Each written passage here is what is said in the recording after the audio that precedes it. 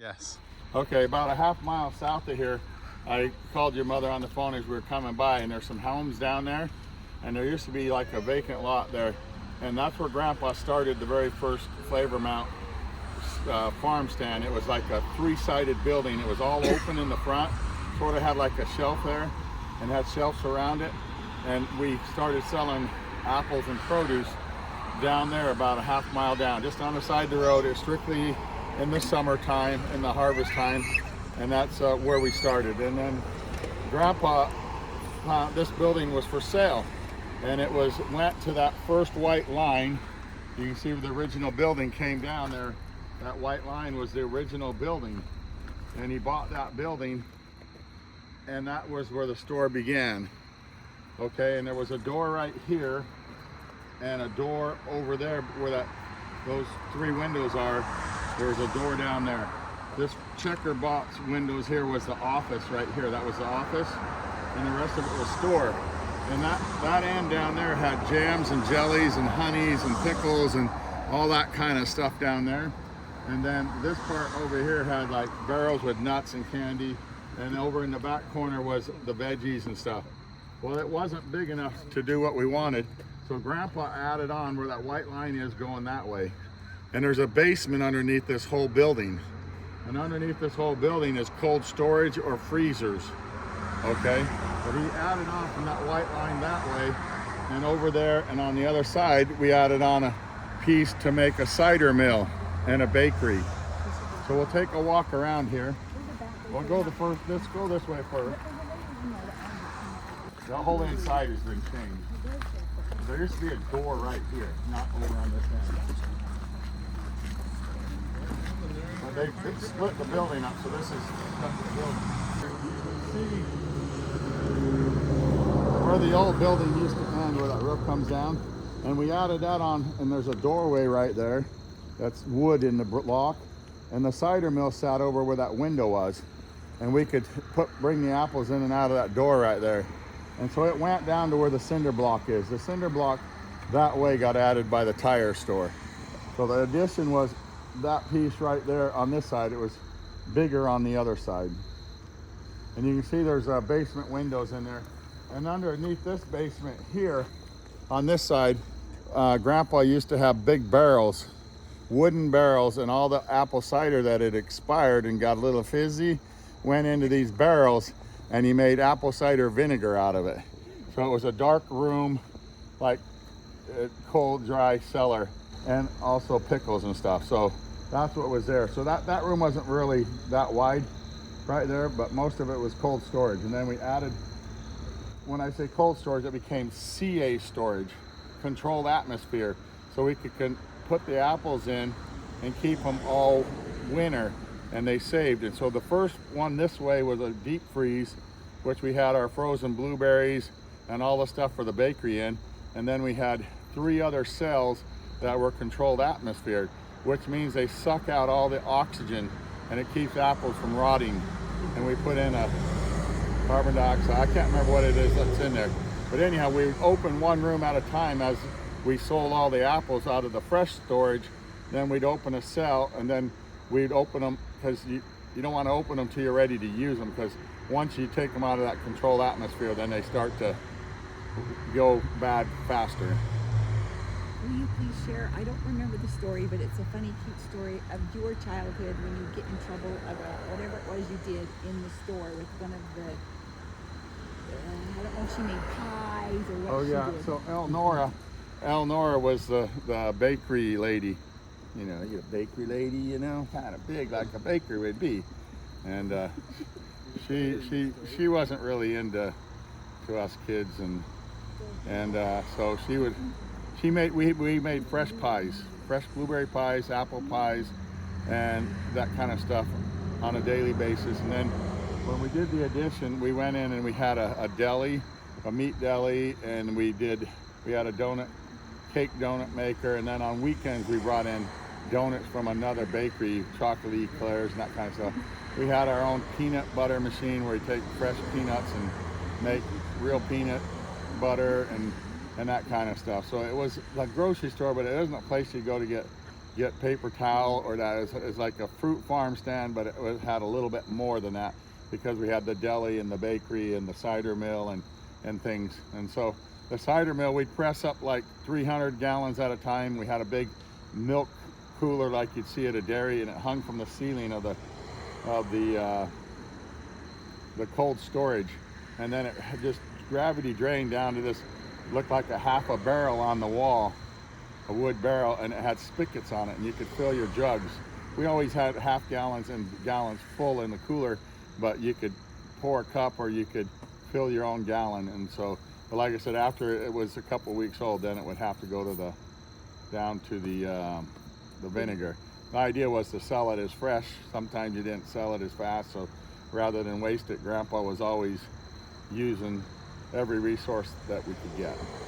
And so when that back half over there that you're not watching now, I'll walk over there, that was a cold storage, and then another room that was back there was the grading room, where it had an apple grader where they sized it, and it ran through a machine and they could bag it or whatever they were going to do. And so we start with a regular storage with a grading room, and then CA storages. So we kept, Grandpa wanted to sell as many apples as he could retail rather than wholesale. And so this was the means to do that. Came to the store a lot with my dad. The traffic is probably bad. And I was really good at catching shoplifters because I was a little kid, you know, and there'd be other kids around, and we had all these barrels of candy and stuff. And so I knew how to catch them. I'd go around and I'd go like this, and I'd go up and I'd get me some candy and I'd put it in my pocket.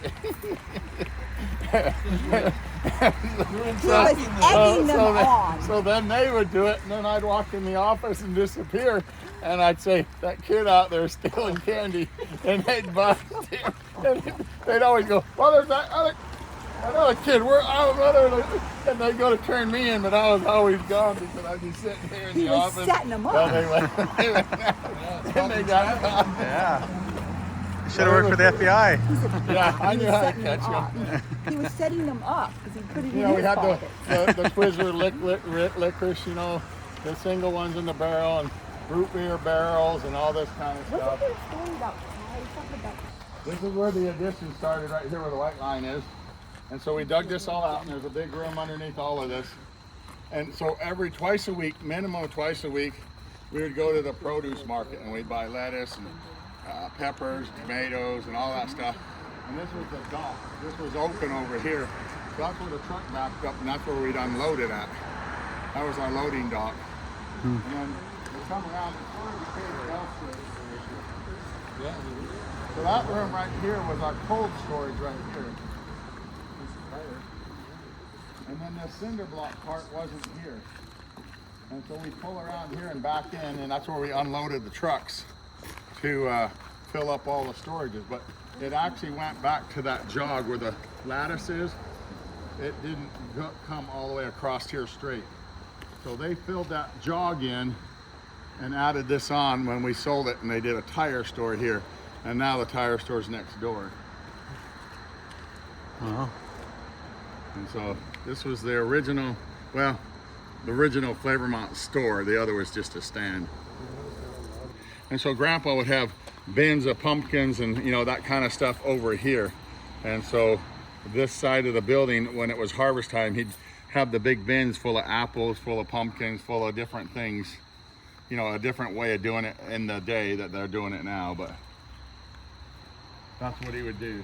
I'm going to say your dad would be so proud of you right now that you know all this and that you remember it. Share it and pass it on. Well, I was with him a lot. You more were? than any of my brothers. Okay, turn around and share that because they need to know that. Share what? Share the story I was- going to New York to the produce place, and share the story No, we with didn't ever Thomas. went to New York. We went to Or Springfield. Springfield, wherever it was. So, I mean, we had to go at 3 o'clock in the morning to get the produce, because if you got there after 6, all the good stuff had been picked through. So we'd always go leave at 3 in the morning. None of them wanted to get up and go with him. I always wanted to go up with him because we had a special treat on the way home. We stopped for ham and eggs, always easy over or sunny side up, ham and eggs, Tell and then about we'd getting come in and the truck. unload the stuff. Getting in the truck and So- hiding so you could go So with him. a lot of times my mom she said that, told my dad that I was spending too much time and he needed to spend more time with the other kids. Even though they didn't want to go, but he needed the help. And when we got to the produce market, I would run the hand truck, and so he'd buy cases or whatever he bought, and then I would take them to the truck and load the truck and stack the truck. The others weren't too interested, so I was told sometimes I couldn't go, so I'd take my sleeping bag and I'd put it in the back of the truck and I'd sleep in the truck. So when he left at 3 in the morning, I was in the truck, see? Well, every now and again, he didn't need the big truck and he'd take the little truck. And that would kind of piss me off when I got up and he was gone in the other truck. Tell about you and Thomas going on the highway with him. So one trip, we went to Boston. I can't remember what we were going to get or sell or whatever, but we were on the turnpike, and it's controlled access. There's only like an exit every 30 miles. And Dad always was burning the candle at both ends. And so he was always tired. And so once we were on the turnpike, he felt kind of safe. And so he put himself in the corner of the cab and he fell asleep. And I sat there on the side of him, about 12 years old, driving the truck down the freeway. And we stayed in the right-hand lane. But as he got tired, his foot would get lighter and the truck would go slower. So Tom was over here and he'd get on the floor and lay on the floor and put his hand on his foot and push her down a little bit more. I'm like, more. And all of a sudden one day we were there and we're driving like this over here, and my dad's over there and the cop pulls up alongside us. And we're like, Dad, there's a cop there. And of course he woke up and luckily he didn't pull us over or nothing. But yeah, it was kind of funny when the cop come up alongside of us. Oh, wow. Can you imagine? So would your dad try to purposely leave you? Or No, I just knew that I wasn't supposed to go, so I'd go out and get my hide sleeping in the bag truck, and sneak in the out and sleeping bag. just put myself in the truck. And So then I when he couldn't would be take the left truck, that way would because, and then the truck was open, the big truck was open. And so it could get cold back there. I just stay in my sleeping bag till we got to Springfield to the dock, and he'd back up to this building at the Springfield dock was like a half-mile long. The first building they sold apples and peanuts, I think. And the next guy sold bananas, and the next guy sold tomatoes. And there were some guys that sold, lettuce, carrots, all the veggies. So he'd buy it and bring them back. Well, he'd buy from, it's a wholesale market, but we didn't have trucking like we do today. Most of that stuff came in by train, and so on the backside of this half-mile long building was train cars that they were unloading and bringing in, and so, you had to get, and there's different, just like a Chevy Ford dealership. Some of the guys had the same stuff, and some places my dad didn't like to do business with, and he was always shopping price. And so if they had the same thing, he would go and look at the quality that they had and the price that they had, and then he would make a decision, which one he wanted. Wasn't necessarily always the price. If they looked like they were the same, obviously he's going to take the price. But if one had crappy, he wouldn't take it. He went for quality. He went for quality. For my children, tell about your experience on the docks there that you told me about the people that came to know you and they knew that you. Yeah, so Andy Shabelli, he'd always tip me, for loading the truck. Because really the guys that you were buying from, normally their guys would take it to your truck. And then you would pick it up at the back of the truck and load it. And so he'd always slip me a 5 or a 10 or something. Andy, his brother was in the mafia, and why would he do that? And because you helped him. Yeah, and so I'm helping. He liked it because I like one of the only little kids out there at 5 in the morning working, And the other good thing is there's always the food trucks that are around now. Well, they had them back then, and they were there early in the morning for all these people on the dock, and they had hot dogs and sandwiches and whatever. So there was always plenty of food around. But anyhow, a thing about Andy Shabelli. Andy Shabelli's brother was a lieutenant in the mafia, and the mafia was real out here in the 60s, okay? And Grandpa, he sort of liked to make jokes. His name was Sam, and they called him Big Nose Sam. And Grandpa's joking on the dock one day about Big Nose Sam. And Andy grabs my dad, yanks him in his office, and he goes, "John, you make no jokes about Big Nose Sam here." He goes, "He could be here any time." And he goes, it's no joking matter. He goes, "Don't joke like that. It's serious business." And so that's when my dad had to learn about the real mafia, that you know, that's not a good thing to joke about as these guys. So, yeah, he pulled him right in his office and shut him right down. He goes, "We don't joke about Big Nose Now, Sam." is he an Italian guy or? Oh yeah, they were Italian. The thing of it is if you know, Boyd didn't do what they said, and there was a financial contract or something that didn't go right, and they say, you know, Boyd, we need that money, and if you don't come up with the money, first you're going to have a broken leg, a broken arm. You're going to have your cars are going to get wrecked. There's going to be stuff. You're going to get some signs, and after 2 or 3 signs, and you don't come up with your money, the next thing you'll hear is there's a contract out on Boyd, and within a week you'd hear about Boyd floating in the Connecticut River. Oh wow. That's how they did it back then in the 60s. So, you know, that's why I say when Dad was making jokes, that guy's like, no, John, this is no joking thing. You don't joke about this one. Oh wow. So, Holy cow. When they sold this, didn't some guy in the mafia come up, look at it, and then decided not to buy it or something? well, the guy that bought it was a stockbroker out of New York, but you know, his heart wasn't really in it like my dad's. But Right, but I think I before don't know that, I'm not thought, sure of that story, so that might be I don't want to lead you to think I am. folklore. Mom might have I known love more that of it. word, Boyd. Folklore. That's one of our family things. When I was a kid, this is the house that I came home to in the hospital. And we lived here, I don't know what year we moved. I can only remember coming down those stairs when we were moving. I don't remember anything about this house until we were moving. And I remember the moving trucks. We had an old Ford stake body, it was red and green, and a blue International. And those two trucks came down the hill with the hired help, and they backed in the driveway. And so I remember the day we moved. I don't remember much more, so I'm probably only 3 or 4 years old. I imagine it was 64, maybe 5 years old. And that's so I know this is our house when I was a kid, but then we moved to the big house up the hill, and Granny and Grampy came down here. Granny and Grampy lived in the big house when you lived there? Granny and Grampy lived in the big house on the farm, and then Dad bought the farm, and Grampy was retiring, so they came to this house. But Grampy built this house.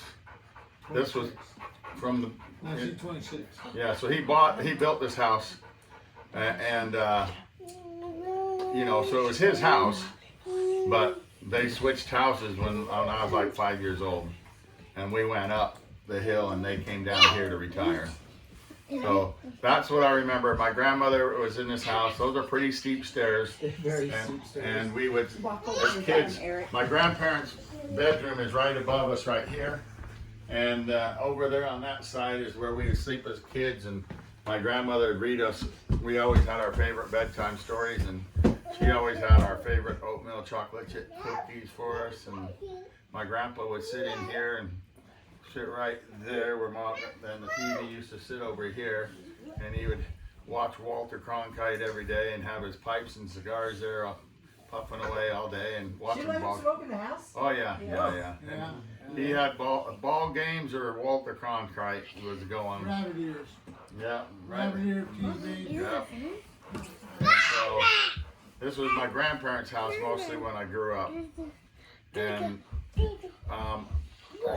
Sam, their brother, originally was right up here on the hill. They had him cremated, and his urn is up here on the hill. And I remember as a kid, we'd always mow. We always had to mow that orchard to where he was at, and that was a sacred place. And the path had to always be kept mowed and all around where they placed that urn. So, you know, and then that hill right here, it was our bobsled hill too. We did a lot of sledding off this hill because it's a pretty steep hill right here. You can't see it right here tonight, but my grandparents didn't stay here in the winters. They had a home in Florida, and they would go down there. Where at in Florida was it? Bonita Springs, yeah. I couldn't remember Naples, Bonita Springs, but anyhow, we'd go down there and visit them every now and again in the winter, not every winter, but like every 3 years. And so this is where I grew up. And Mark, go ahead, tell them some stories, Mark. In 1976, Liz was just a little baby, and we came out with you in the old Chevy van and pulled the camp trailer behind, the pop-up camp trailer. And Stephen and I stayed in here with Liz. She was just a little baby. And This was just this place wasn't heated or cooled out here. Yeah. There was a door with a wall right here and had windows. And it was So- more like screens out there. Yeah, like a and so it was pretty whatever. cool. It was a porch. Yeah, it was a porch. Screened in porch Yeah. originally. When we were first. And then your family got the house in what, 80? Grampy died in 89, but I think you guys, did you get it before then or did after he died? He left her in the will to my dad. Yeah, so you guys got the house when Grampy died in We 89. rented it out for a couple of years. And then we came in 92 with my family, with all of our kids, and your dad was in the middle of remodeling. I remember the linoleum was down, it wasn't quite finished, but so they'd kicked the renters out and they'd already looted the family heirlooms and the guns and stuff that were up in the attic, I Well, remember. not really. Well, Your mom said they looted a bunch of stuff. no, there wasn't much up there because I was here then. But what they did is when we rented it as my grandparents left it, with pink walls and ugly wallpaper and that kind of stuff. And when my father decided to take the house over, we got rid of the renters. My mom, my dad, and I put in these Anderson windows. I brought them up from New Jersey because they were $200 a piece cheaper in New Jersey than they were here. And we came in and put a bone paint all through the house. We bought 10 gallons of bone paint. And did walnut. The woodwork around the house is all in oak, dark toned oak. And we just painted it all because we were going to turn it into a vacation home or we were going to re-rent it. And but that's when this wall came down here. And there used to be a handrail on that stairs up Yeah, to the this is the ceiling. handrail. We took that down because we couldn't get any furniture up. And Granville said he this did. used to be a wall here, a glass wall. Two French doors. You drop down to another 6 inches here. This was a sun porch. It was unheated. And we put in these Anderson windows. Got heat put in it. And just did some basic remodeling. And then it was just stayed as a vacation home for a couple of years. And then my wife and I and my sister came up with her husband a couple times. My parents came up a few times. And I was in New Jersey and I was selling a restaurant down there, so we moved up here. And I got the house. Been here ever since. Been there ever since. What year was that?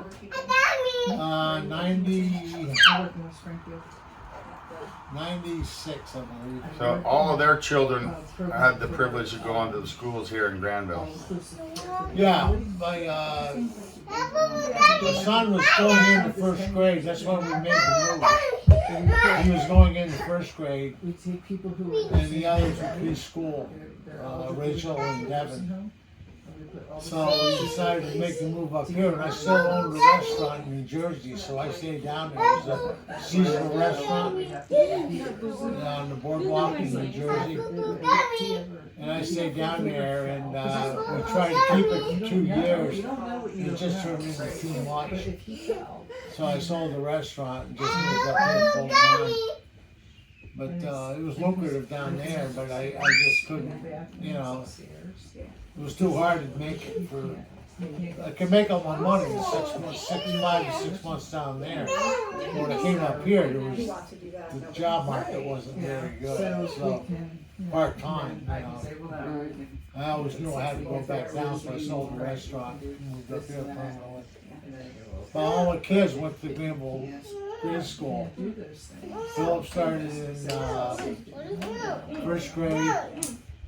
And Rachel and Devin did preschool all the way through 8th grade. And then they went to Southwick after that. And Philip went to Westfield Tech. Yeah, the trade Westfield tech. Tech. And Rachel and Devin went to Southwick. So Debbie, when you get a minute, I'll share a story. Debbie. She's talking more when she gets done. We had a class reunion yesterday I set up a 50-year class reunion for our 8th grade class. And it turned out well? Turned out fabulously well. So we had a lot of people show up, more than I thought would show up. We had 3 teachers there, Mr. Kroll, Mr. Bergeron, and Mrs. MacGyver. And so that was good. So we had 26 people there. So that was all good. We had people from Utah, from Oklahoma, from Florida, from Maryland, from Vermont, Rhode Island. So we had a lot of people came in for it. I was surprised they'd come that far for a 8th grade graduation. But anyhow, we started out at Doug Roberts' house, and then we went to the village school, and then we ended up going to the Westwood. But while we were at For some reason, I thought it was tonight. I didn't know it was no, outside. we didn't want to interfere with the weekend. So, and we had a lot of people coming, so I wanted to get it out of the way. So while we were at the village school, Doug Roberts shared with me the story, a family story that I've never known. So in 1928 in Granville, there used to be several one-home, one-room schoolhouses, and they wanted to have a village school. And so they drew up a plan for the village school, and they wanted to put the original 4-room schoolhouse that's down there right now, that says 1933 on it. Really, it only had the 4 rooms there where you went in the office, and there was 2 rooms to the right and 2 rooms to the left, and then the half a gymnasium. That was the original building. Well, by the time they got it to do it, they went to bond for it, and the town of Granville had 0 assets. They owned 0 land. They didn't have any credit. It was the Depression, and they couldn't get a bond. And there were some families in town that felt like it was really important to have that school. And there was 4 families in the town that put up their farms for this bond. The school was $22,000.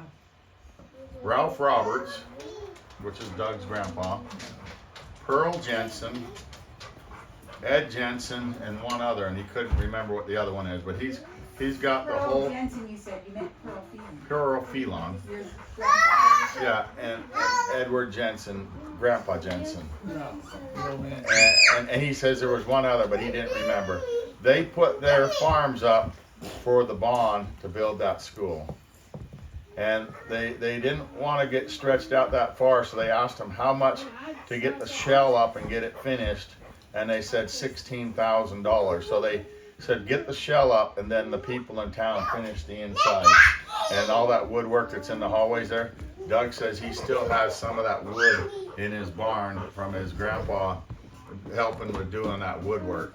And it was our 4 families that put their farms up to bond for that school. I never knew that. He shared that with me Also tell them what they did yesterday. at the meetings. They showed up at the meetings making sure they got paid every So every year at the town meeting, to vote for the paying of the taxes and bond, those 4 families were always there to make sure that it was a yes, so that bond was getting paid. It was about $1,200 a year, and they knew their farms were on the line, so they were always, making sure that the people were voting to support it. I think that's why Pearl was selected. Probably, For years. but he was well, and Granny was into teaching and that, and so they were into education and knew it was important. And Well, did you ever hear the story? I don't know if it's true or not, but the story was that in Tennessee, Tenneco was putting the gas line right, down. I've never heard that one. Tenneco put a gas line down, and It goes all the way through town. it goes all the way through town. It goes all the way through. It's a natural gas pipeline. And it's a natural gas pipeline, and they came to Granville, and they were gonna public domain was gonna give up the land going through Granville. And they came to the selectmen of Granville. I don't know if it's true or not, but I heard the story that my grandfather was one of the selectmen, and they said, "Well, what do you want? Do you want natural gas in town, or what can we do for you?" And they said they wanted water. And the top of the hill, there's a reservoir down on Blanford Road. Road, and they said we want a water supply because everybody was drilling their own wells. And instead of getting natural gas in Granville, there's 26 houses on the Water system. on the water system, and it starts at the bottom of we're the last house on the And water goes that line. way. And it goes up over the hill and it goes down, and there's 26 homes on it, and they all got a water. 26 homes. They with all have water. city water, but supply. subsequently, I can't have a gas stove. So nobody's gonna guess, but Yeah. when we built the house, my father built the house in 26, you said. The other house. the other house. Oh, your down dad's here. house. When we built the house down here That was in the 90s. in the 90s, my father went to him and said, "What's the chances of tagging into the water line in Granville?" And they said, "That's not a problem, Phil. We'll have it." But it had to run through my house, out the back door, To his house. underground, and it was a 3-inch line, 2-inch line. It ran down there. And when my mom and dad vacated that house, and they both had passed away, They had to put a well in. the house was for sale. And they said to my sister, because she handled it, they said, "Well, the water line doesn't go with it anymore, and the water's been shut off, and they had to drill their own well because of the They only gave it to him because of who he was. Yeah, they just wanted to give it to him because it was my father." One more thing about the school. So they built the school in 1930. They finished the school in late 32. So they opened it in 33. And there was no power in town in 1930. But they pre-wired the school because they'd been to other towns and seen power. And they were promised by the power company that they would have power in town within 5 years. So they went ahead and pre-wired the school and had everything, but they didn't have power to the school for 5 years after they built it. Yeah, so that was kind of interesting. He said they actually came up over the mountain road by Doug Beckwith. Yeah. They came up that way. They didn't come up through the gorge, but they'd actually turned and went towards Silver Street and that way. So the school was a little longer getting on than they thought. But you know, the gorge wasn't a main road back then. They used to come over that mountain road there. Yeah, right across the street. Yeah, Yeah. That's where everybody would come in at, or else here in Granby, and the gorge was down the road. Told us already about, Helps, thank you. There you go. Okay, so this is then, I think Marianne, you would have been John and No, I never went here. You never came to this school? Because third grade in the Phelon. This is. Yeah, that looks like Steve, right? there's Steve. Oh, this was in 1930. Looking for his name there.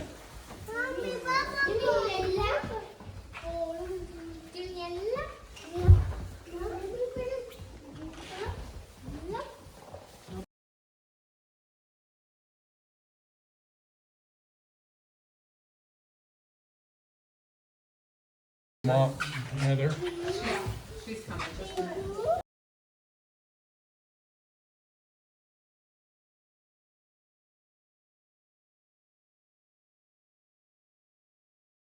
There, yeah. This is Johnny. There's Johnny right here.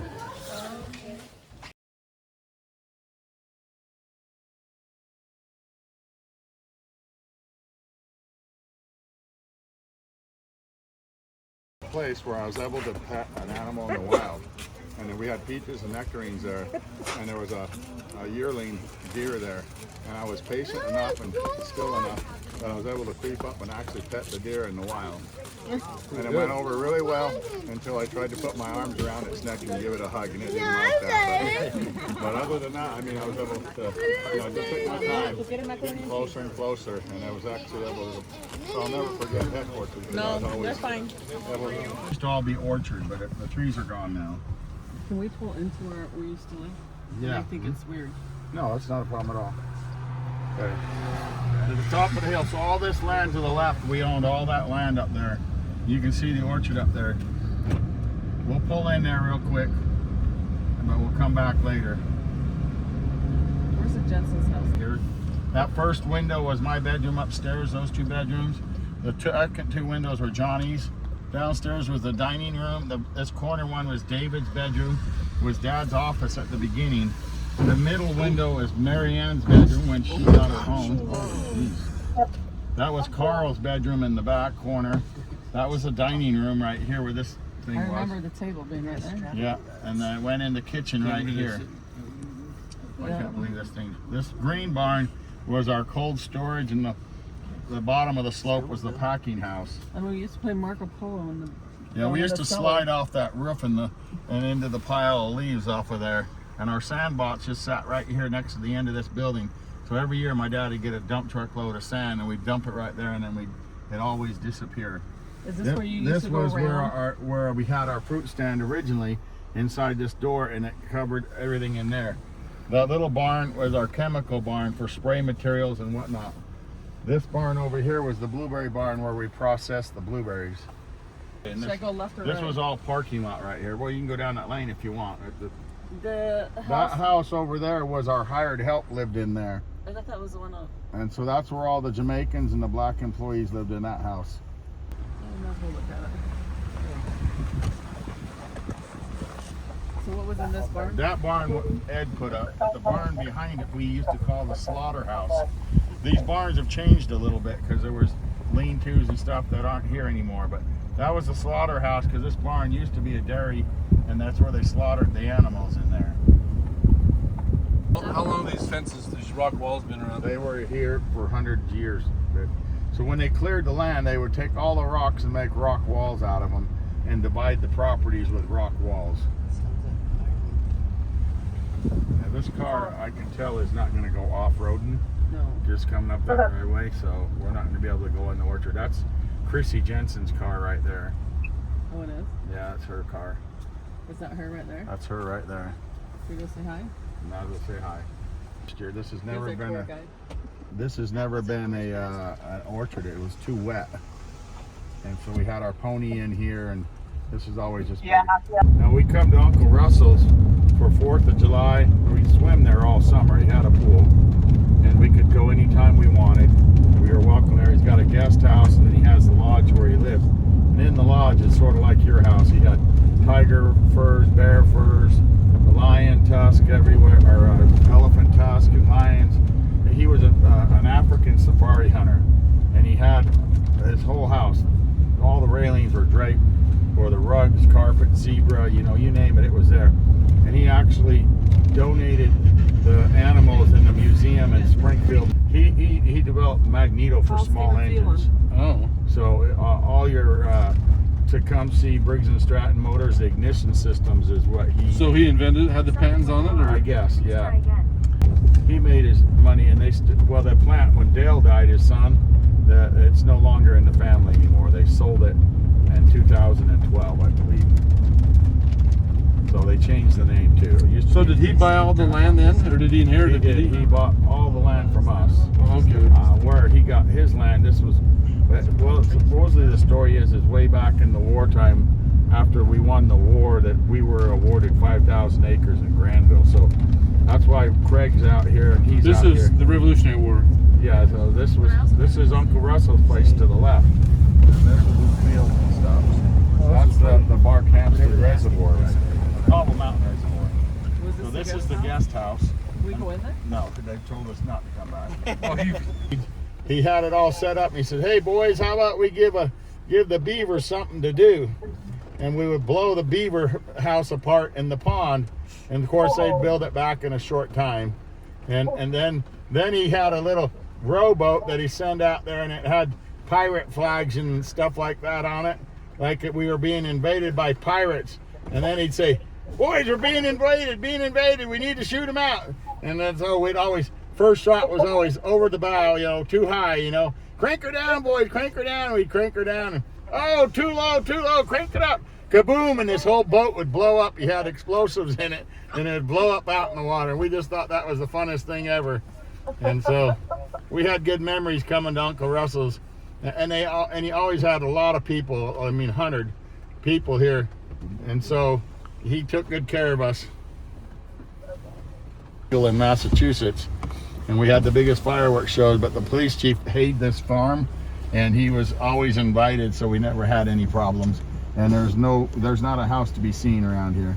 So he wanted to own all the land he could see off the other side, which was our blueberry fields. Oh. And so What's reservoir is that over? This is Cobble Mountain Reservoir. That water supplies Springfield, Mass with their water. We're going straight. Yeah, straight ahead. Hopefully we don't lose you again. It's kind of out here remote. Yeah. Like I say, this is a little more like Alaska, you know? Yeah. All the trees, and if you see the blueberry lots, it reminds me up there by the Mount McKinley or whatever you call it. Yeah. Denali Park and stuff. Denali Park. The blueberry fields look like that under the brush or whatever. Tundra. Tundra, yeah. Very similar. Lots of ferns, these green ferns. Still able to harvest blueberries off of it, so he didn't restrict the current use of it. You're gonna go left, and so he, kept that use like we were using it for, but he's made it so it can't ever be developed. Can you play on it and develop, hunt on it? Yes, but it's all preserved land now. All of this land here is watershed for this reservoir right here, so they don't even let you hunt here or fish here. It's really weird. They don't. This is all watershed. You can't do any of that kind of stuff. It's kind of stupid, I think, but it's all you can do is drive by and look at it, huh? Yeah, that's it. But this is the road I seen the moose on last time when I was here. A mama and a baby moose just come wandering out here. Of course, that's nothing for you guys, but out here it's a little more rare. Farmers a lot of times sell their land, but with the right to still farm it. You know, especially when somebody like him just wants to preserve it. But I think we sold ours to him in the last year. You know. Hello. There? Hi. Yeah, we're in a spot where it's going to be a little spotty. Okay. We're running one bar. So this is all watershed land. You can't hunt it. You can't fish in the lake or anything. They don't play in their lakes like we do out west. Is it just too cold, or they just can't? It's just outlawed. They just They don't don't allow. want you to pee in it. They don't want anybody peeing in it or anything. So they're really weird about watershed out here, and that's why Granville is so big with so little population. Is we are the watershed for Westfield, for Springfield, They allowed some. and for Hartford, Some Connecticut. harvesting wood. So yeah, they do allow logging. So that you'll see a lot of this land is just forest. That's why it's so, not very many people here. Washington's the same way, where Parley is from. They don't want it to get developed. They want to keep it the way it is. Yep, that's all what Granville is. Keep it the way it is. Yep. Beautiful family. So just made it easier to make a turn. Is that the whole idea? So they pull evenly. That just made it easier to turn. Yeah, Because yeah. they're not. So the original was bigger. I mean, So we're gonna go to Maple Corner Farm. We call it the Ripley. The Ripley family owns it. And when we were kids, they would. They still to this day tap all the maple trees in the area, and they boil the sap down into maple syrup. They make maple sugar candies. They do other canning of jellies and jams there. In the winter, they do cross-country skiing. Out here, they have to be kind of, figure out how to make it work with a little. So they have the cross-country skiing in the summer, then in the winter, and then they hay their ground in the summer, and in the spring, they tap all these big maple trees, and they drain all the sap and take it to their farm. And the sap, I think it takes 10 gallons of sap boiled down to make 1 gallon of maple syrup. It might even be more, but it's something like that. So these people live very modestly. This was the original reservoir, Borden Brook, and then they made a dam which made the Cobble Mountain Reservoir. So see, Springfield needed even more water. This was their they had something local, some ponds, but then they developed this, and then they now take out a Cobble Mountain Reservoir. The orchard went way back here, a long ways, and that's where Johnny got his first deer, was back in the back of this orchard. And then the Robertses right here in this house own the orchard going this way. And so this is Doug Roberts' farm, Ed Roberts, when we were kids. And this is their barn and their orchard. And they had all the orchard over there. Those trees are all grown in, but that was all orchard there. You can see there's some orchard left. That was all orchard in there. They had that. These are all original trees. Yeah, sure. This is your driveway. There's another house down there. These have been kept up nice. These. Yeah, when I pet was called Peck Orchard. These are some of the original trees.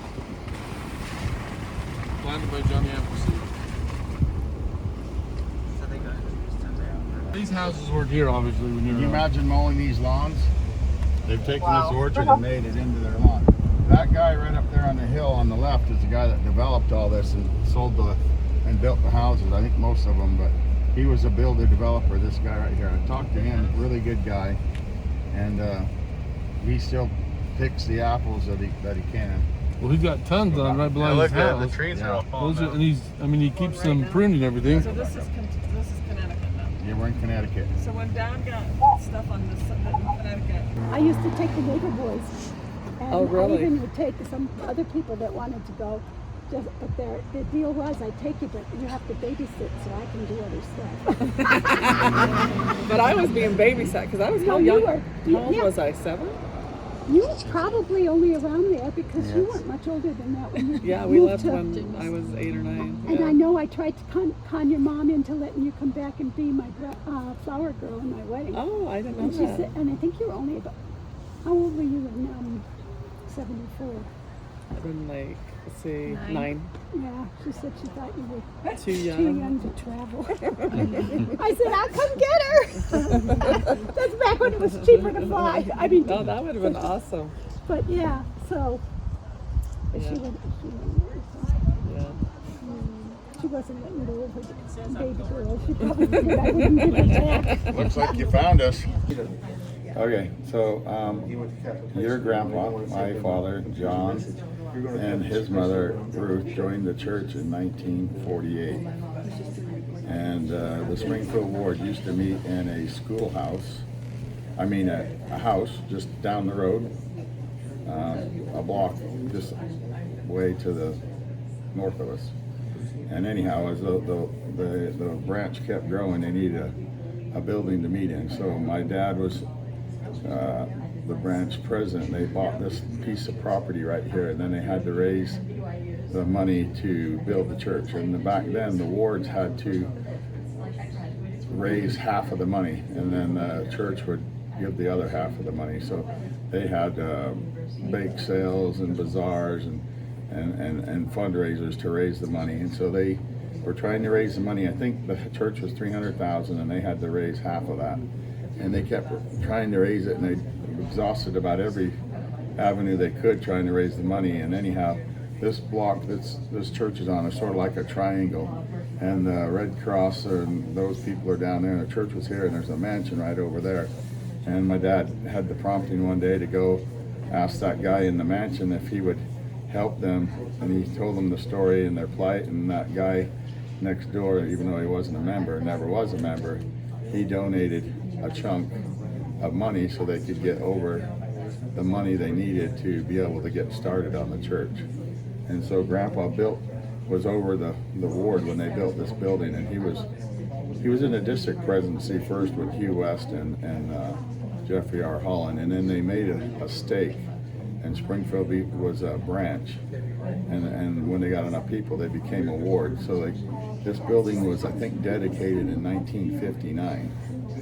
Grandpa would have been 29 years old at that time, and the same year I was born. And we do have a program, and Grandma had one, I think I got one, of when this building was dedicated. And so Grandpa served here either as the branch president or the bishop all my life, from growing up until 72. He was released in 1972, I believe, and then he went to be on the Dry Council or something like that. And so I can remember sitting right here for years, and he'd be down there in his bishop meetings, and we'd stay after and go home with him. My mom would go, and spent lots of years in this building. growing up, it's changed a little bit. The demographics have changed. We used to have the Westover Air Force Base, which brought in a lot of members from Idaho and Utah and that were in the service. But have lots of great memories here. It was a pretty tight-knit ward that covered about a 60-mile radius, which covered a lot of area. We were on the very far west end of the ward. If we were in Tolland, where you guys are staying, we'd have been in a different ward. West Granville was the borderline of this ward, and we were in Granville. And then it goes another 30 miles on the other side of the church. So we were 30 miles out that way, and people lived 30 miles that way and that way and that way, and it was all one ward at one time. Wow. And I can remember in the late 60s, we built the Amherst ward out in Amherst, and I remember working on the yard landscaping out there. My dad brought the tractor with the loader out there, and that's when we lost a lot of our members to the north, because they opened up the Amherst ward, and so we lost a chunk of people, because even though this was built in 59, by 10 years later they were bursting at the seams, and they didn't do 2 wards of the building back then. They built a new building in Amherst, and we lost a good chunk of our ward there. But the ward ran between 300 and 500 people most of the time, so it was a pretty substantial ward at the time. Wow, that's awesome. A lot of history. Yep, and I think, well, Mary, were you 8? Have you been baptized here? Yeah, I got baptized by Johnny here. Yeah, so you were probably the last one in the family to be baptized here. I was. Because I think I was baptized and then we moved in August, We right? moved in August. And I was baptized in June. June. Yeah. Wow. Yeah. So yeah. And you said Dad helped design this for us? Well, he was instrumental in putting the whole thing together, working with the church. So I don't know how much of the design, but they picked out the lot and had to, have a building that would work on the lot, and they had to raise their money, because back then you had to raise half the money. Wow. We were going to Springfield to pick up something, and I'm not really sure what it was. And we had some of the Jamaicans with us in the vehicle, a station wagon, I think. And your mother and I were both pregnant. I mean, really pregnant. And she had to get out of the car to do something. And the people that were walking and saw the the Jamaicans in the car. And I mean, we got the strangest looks. It was something that part I remember. Why we were there, I'm not sure. But it was legitimate, and I needed to go with her. Being with her, and I was just reading, not yesterday, day before, the last letter that you helped her, the Christmas letter that you helped her write, and it's a treasure. I won't throw it away. I've been told that I ought to clean up some of the boxes in my bedroom. And I can't. She's wanted to get her office, which has not been an office for probably 30 years, and make it into a nice little sitting area, but she can't part with a lot of these precious to clean it out so I can do that. You have some more memories for us? Do you have any more memories? I remember when you guys used to make a baseball team, and we would play over there. Right on my back lawn is hardly big enough to do anything. I wondered how on earth. But they did play in the Stevenson's yard. Sometimes. If they were allowed. I do have one memory. It was when Thurza was watching all of you. And they're coming down. I was washing dishes at my sink because my window looks right out onto the road. And down the driveway comes this little toddler in the Pampers or whatever it was. That's it. That's what he had on. And he was coming down the driveway, and I'm thinking, but the road is out there and the cars are going by. And so I raced out, but by that time, someone by the edge of the road, and I thought, wow. God is watching over you. I don't know which one it was. And Thursday was watching him? I think so. Well, I think it was. So Thursday. You are the youngest? No, I'm 7th. Okay. Dan, Pete, and Joe are younger than me. Yeah. I think it was one of the younger boys. Well, Joe was like 18 months when we moved. I was 8. Dan must have been 6. No, maybe 5. Then Pete was 3 and Joe was, that's what it was. Yeah. How did your mom keep track of all the grandchildren and the business too? Grandchildren. She was so good. She constantly talked about them. I think that's what helped her remember. Was she was constantly. That's all she talked about was family and her family kids was and her everything. Grandkids and yep. You had to keep reviewing it probably every month. You know, she probably had it all in her calendar. Yep, she had her calendar, and every year she wrote her Christmas letters, and she went down the line and wrote about all the family members and what we were doing with our lives. And wow.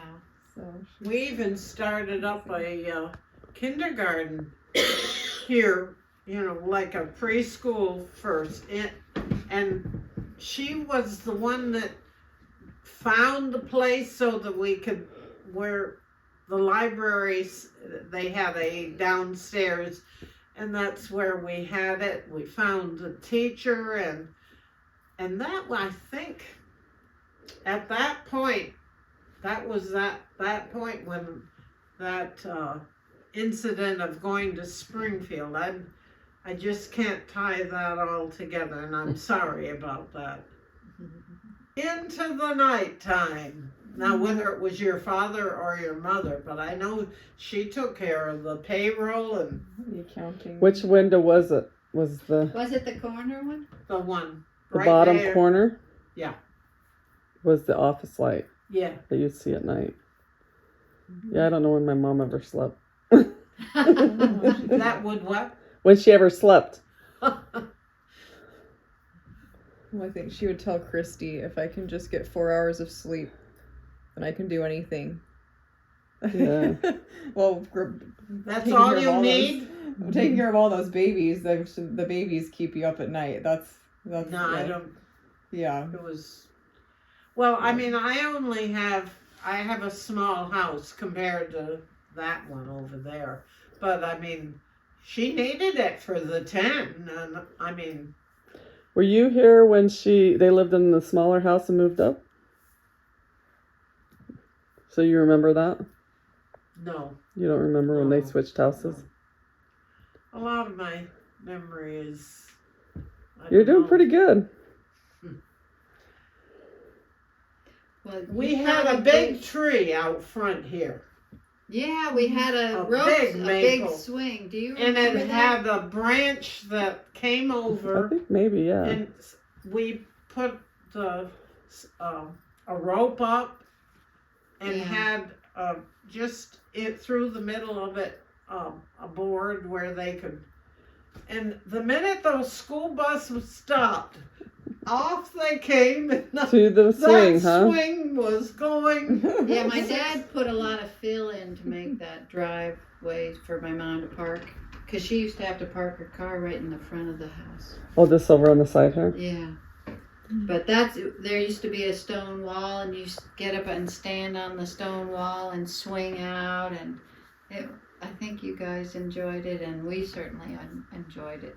That's fun. These are the peach trees, but they all got froze out this year, so they didn't get any peaches right here. My grandmother's house is over this hill, just over the hill here. This building down here where the tank used to be, there used to be a shack here, and it's where some of our employees lived.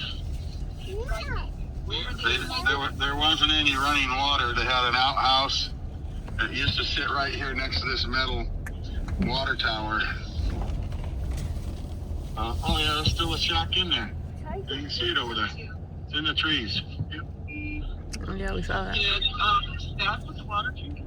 No, that was put in before Dad Grampy put that in. That was so they could fill the sprayer out of there, but we never used it. Eric, does it look like we're sinking and squishing in mud? No. No, we're doing good. I just wanted you to see the scope of what things are. Oh yeah, they've scaled back for sure. Well, look at how heavy them apples are. They're all small. Now you need to be careful here, Eric. There's rocks. You don't want to take your oil pan out, so follow over here. Okay. These rocks are big enough to take the oil pan out of that car. I don't know that I would come down here by the looks of it.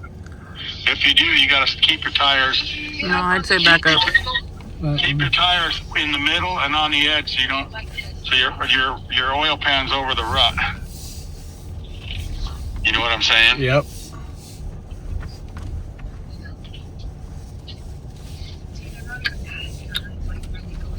I know.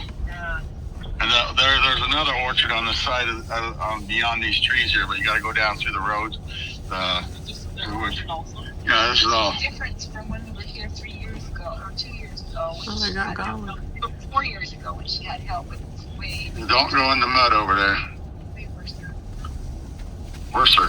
There's Worcester sauce around here. Don't go in You guys that need mud. any Worcester sauce? Junior says Worcester, so we never say Worcester, we say Worcester. Worcester. One of those family funny. You probably didn't realize it. These are on the left. Other apple trees, but I don't know what kind. They got a lot of new stuff from when we were here. And then we sold the building lot down here. Well, you can't come up this road. No, this house here you didn't. Tell us all the bad stuff that happened on Trumbull Ring. And so there's a house, the guy who lives right here. This used to be another orchard right here. Yeah, I gotta turn around and go back. And this is where we cut our pine tree, or our Christmas tree, because this had Christmas trees in it and stuff. But this is, so we sold this guy this lot right here. It's the same guy, the compressor guy. So, this was an orchard too. And that road was, no, he's got a well. And this road goes down just another 500 feet, and there's another house down there. But the city closed it from here down to the bottom. Okay, now tell us all the adventures that happened in Trumbull. Were there any wrecks of trees? Coming out. Is he coming out? Oh, good. That's the guy. Oh, it must be the sun. Well, I talked to your dad last time. We're the Phelons that sold this lot. We had that orchard. And my sister's in from Alaska, so I was showing her where our farms were. This used to be an orchard down off of here, too. But it's all grown in, as you can see. There's no orchard down here anymore. And at the bottom of this hill, there's a stream. And it's called Brown's Falls. And that's where we'd go fishing.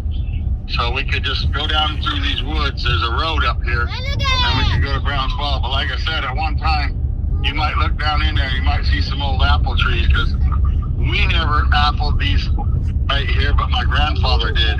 And so it was really, really steep, and my dad didn't want to take the risk because it was so steep. Oh, I know. Wow. But she was talking about a tractor. So there was this guy working for us once, and I never cared for the guy. He didn't care for me.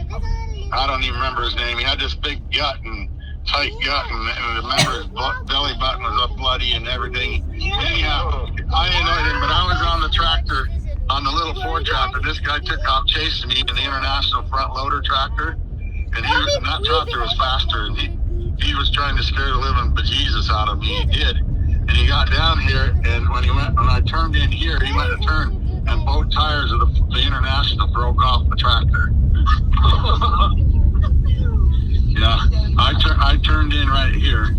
The tractor was sitting in the middle of the road with both spindles broke.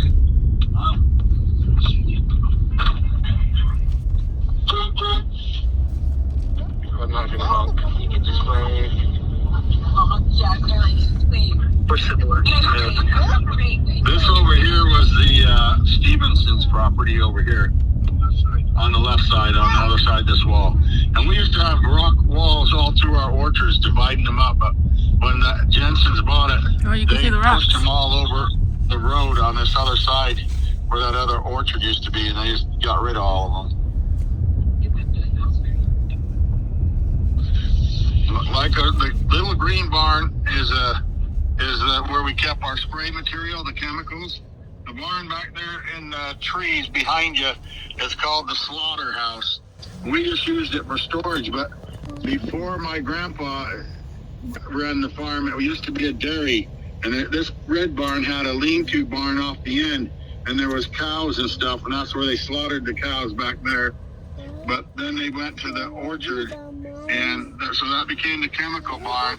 This barn here was just a storage barn for our equipment and boxes and stuff. And this little front jog was like a farm stand where we, if you stay over here, yeah, I know, but this part with the door was where we sold our produce. The big green bar in front of you was the cold storage where all the apples were stored until we sorted them in the winter. Up where the glass windows were is where we stored our boxes to put the ones to ship away in. We would slide off of this roof in the winter time because it was a big long roof and you could slide off of it. And this is where we used to drive around and around the barn while the kids were getting ready for church. This barn was not here.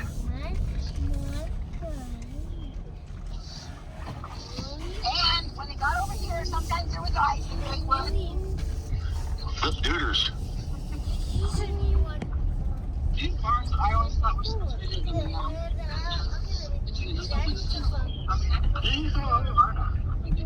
This was a Tryon house, the yellow one. This white one was the West home. There's still berries over here on the right hand side around this barn. The first time I came here, Granny picked blackberries, and I picked blackberries, and she made a blackberry pie for us. And that barn, that house in the middle, the gray one, was where all of our hired help stayed.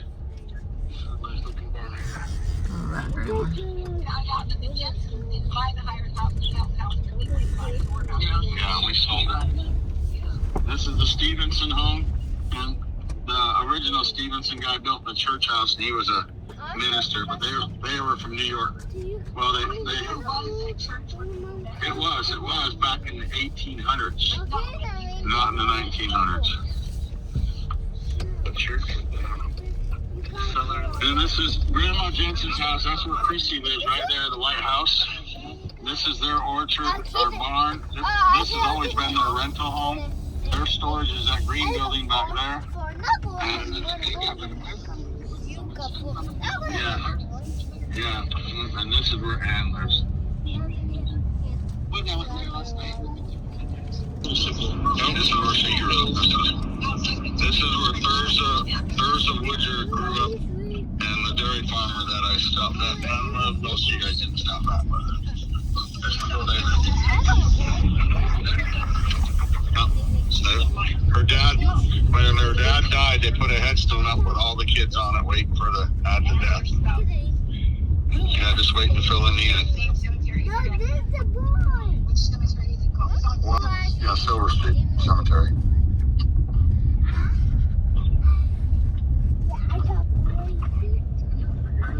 This was Orchard. Yeah. An 8-track that was working at the Silver Street Cemetery.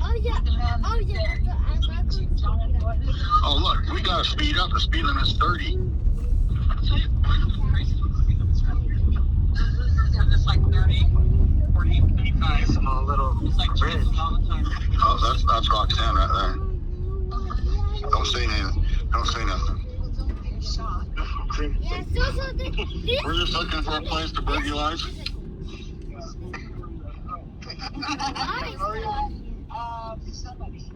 Hi, Roxy. Can't tell which one you are. You're tall now. I'm Steve. I'm Steven. We're one of the Phelons. We're just trying to cause trouble, you know. we seen Thursday yesterday, and I've already seen Richard. And so they're like, we want to see where Thursday can up. And I said, well, Roxy will probably be around there. We'll go down there. So those are her. This is Mary's.